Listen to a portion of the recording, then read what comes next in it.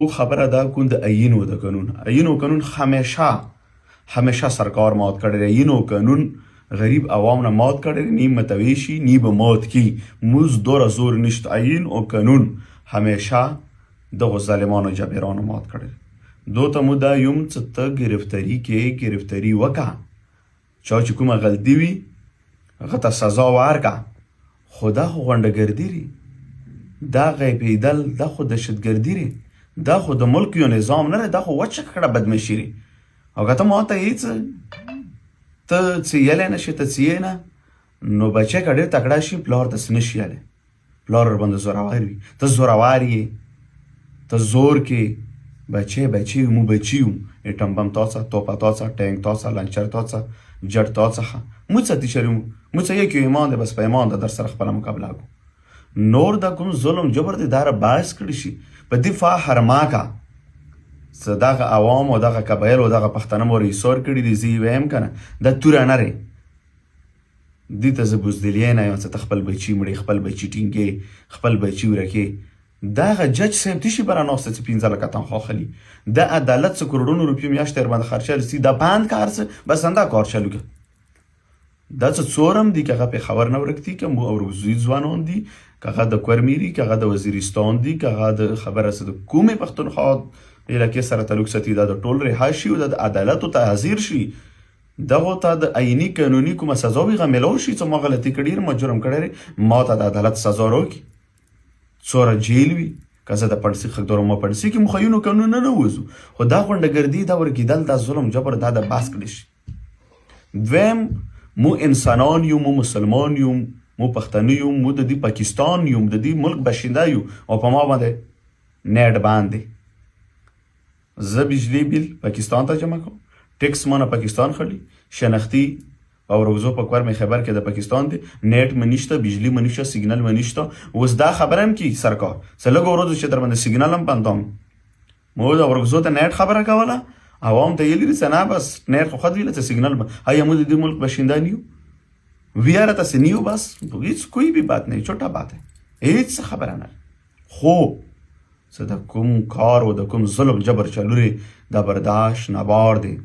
فرغانو ډېر ظلم وکړ یو ورځ خدای پاک وویل، یوه ورځ به خدای وایي مو مظلومان یو، مو هیڅ نشون کوي، زموږ څه کوی شوه کسان دی څه لکه د چرګ په سان دی بدن پرخانډ یو خالي وي، مو هیڅ شی نه یو، مو څه نشون کوی تاسو، خو مو بېواسه یو. د بېواسه خلکو مظلومانو خلکو ملګری څوک دی؟ الله پاک. الله به د مو تپوس نه کي، نن مو ډېر بېواسه یو.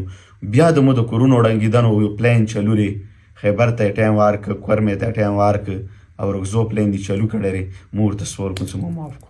مو ښځو ډېر لاس کاله خیرتونه ټول کړو، سپین ګیریو ماشومانو هم لاس کاله دغه لمن وګرځوله، کیمپونو کې بازارونو کې خیرتونه خپلو بچو وړو غړیو پره ټول کړو، بیمارانو پره بس کړم. اوس نور مو خپلې زندګۍ ته پرېږدو. مو څه ظلم کړی دی؟ مو ملک نه بغاوت کړی دی؟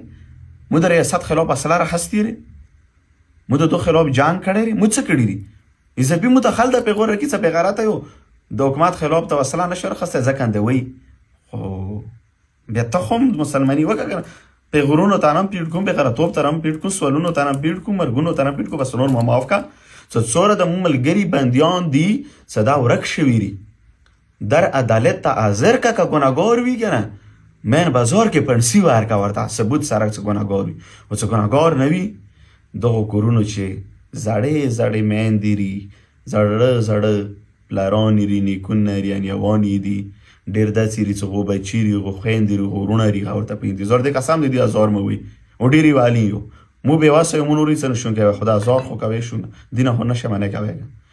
نور مو خپلو ملګریو رها کېدل غواړم، که هغه په پېښور نه ټینګ دي، که هغه وزیرستان دي، که د کورمیري او که د اورګزي مو ملګري دي، بس که مو نور معاف کو. نیټ کولوېدل غواړم، خپل علاقې کې امن و امان غواړم.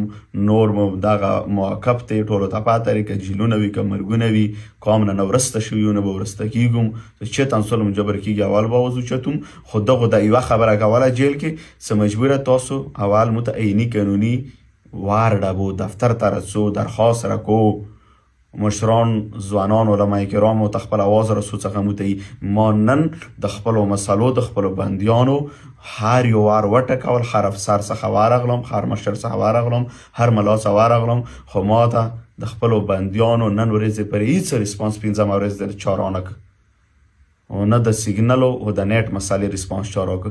خو ناکامه نه به زه بیا مخکې یو عمل قومي مشرانو ځوانانو سره په مشترکه باندې تیارم کومه انتظار کا چمتو اوسېږه ان شاءالله حل به راوځي. خو یو ځل بیا هم ریکویسټ کوم، اپیل کوم چې څومره بېګناه بندیان دي دا د ټول راکولا کړل شي او دا د عدالتونو تعزیر کړل شي او د موږ څومره مسالې دي دا ختمې کړل شي. که نه ختمېږي نو موږ مجبوري دي موږ به د خپل قوم د وطن د ځوانانو د مشرانو تنظیم به یو له عمل ورځې نیمې کې تیارېږي، بیا به قوم ته وضعیږي، حکومت ته به وضعیږي، مشرانو ځوانانو علما کرامو ته به وضعیږي. ډېره مننه، شکریه.